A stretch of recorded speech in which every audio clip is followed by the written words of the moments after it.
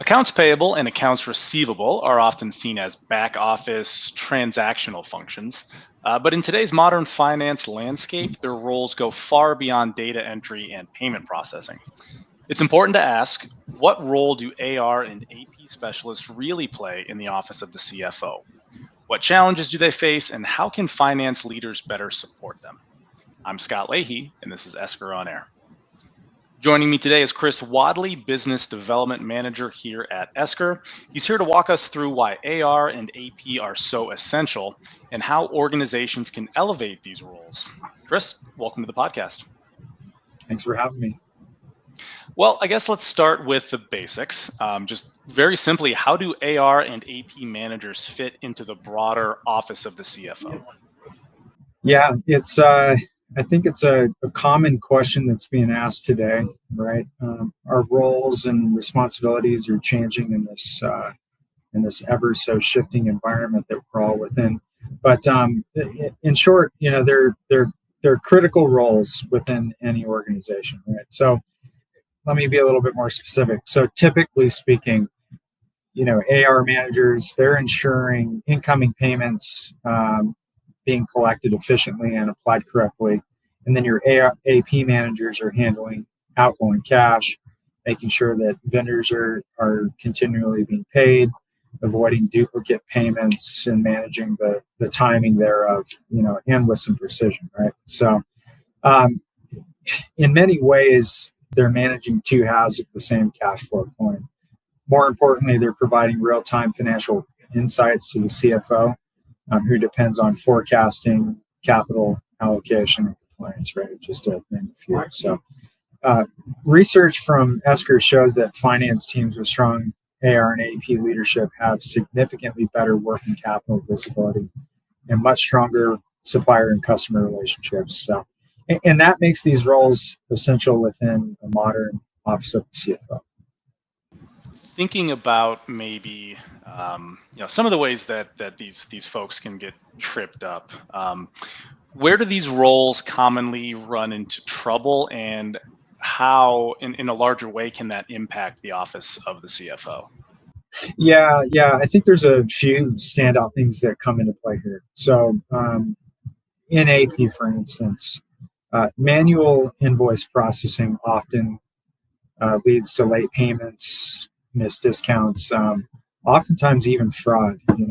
It's is and has been on the rise, and been trickier and more effective. So, and this isn't particularly on AP, but AP feels this, and that's the supplier onboarding process, right? So if there's a poor supplier onboarding process, that can cause downstream errors and or even compliance risk, right? Depending on what those are. So now on the AR side, slow or, for instance, inconsistent follow-ups, that can result in delayed cash collection or even poor customer experience, right? And then let's say that you have disparate systems. The disconnection between those systems can tend to lead to inaccurate reporting, which that just makes forecasting extremely tough. So, I'd say, to kind of summarize though, when these issues happen, it doesn't just slow down AP and AR, it also affects the CFO's visibility in the cash position. It can disrupt financial reporting, can introduce risk, all of the above, and whether you're trying to close the books, meet compliance deadlines, or forecast accurately, even the smallest inefficiencies can snowball into some pretty major consequences. Knowing all that, what would you say could be some of the best practices that help AR and AP avoid those pitfalls that you just mentioned, and better support the CFO and the broader finance team?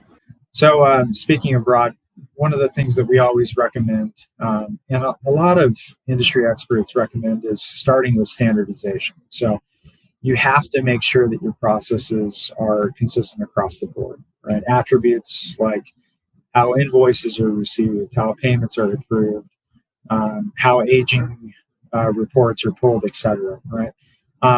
The second thing is visibility. You have to give the right stakeholders access to dashboards and status reports so no one's really left guessing. If AR knows what's overdue and AP knows what's in the queue, that kind of transparency really does make a huge difference. So, and the third thing that I would mention is definitely along the lines of collaboration. Right, AR should be in communication, should be working with sales and customer service to resolve disputes fast. And AP should be aligned with procurement to prevent supplier issues and before they escalate. Right. So, these are really best practices, but they build trust, they speed up resolution, and ultimately they provide better insight and control to the CFO office. All right. Well, now naturally, Esker is an automation company. So, what are maybe a few ways that tools like automation, how is that elevating an AP and an AR manager?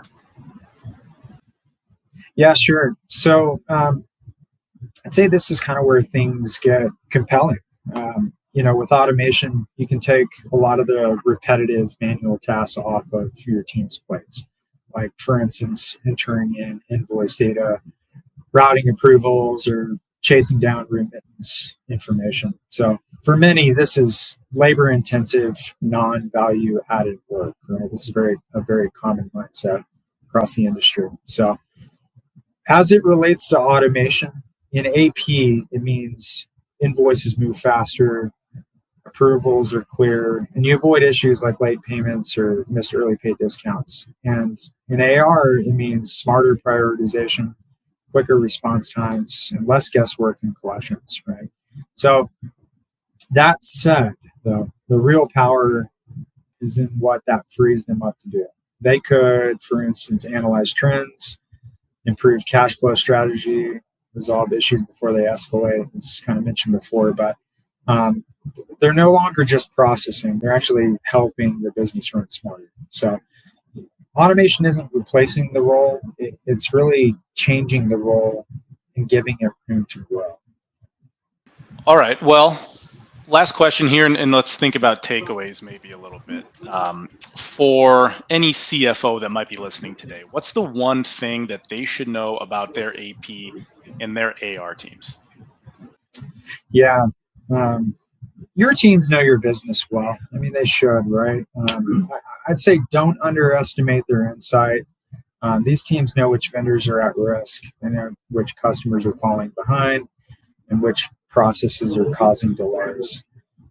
But really, to get the most out of that knowledge, you've got to engage with them, bring them into strategy discussions, give them the right tools, for instance, and to support their development. Technology plays a huge part in this. So,